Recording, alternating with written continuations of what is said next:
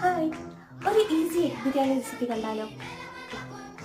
അപ്പോൾ ആദ്യം തന്നെ എണ്ണയിലേക്ക് ഉള്ളിയും ഉപ്പും ഇട്ടിട്ട് ഒന്ന് മിക്സ് ചെയ്തിട്ട് മൂടി വെക്കുക.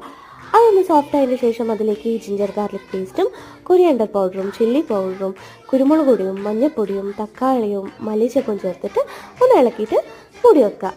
ആ ഒന്ന് സെറ്റായതിനു ശേഷം അതിലേക്ക് തൈര് ചേർത്ത് കൊടുക്കുക.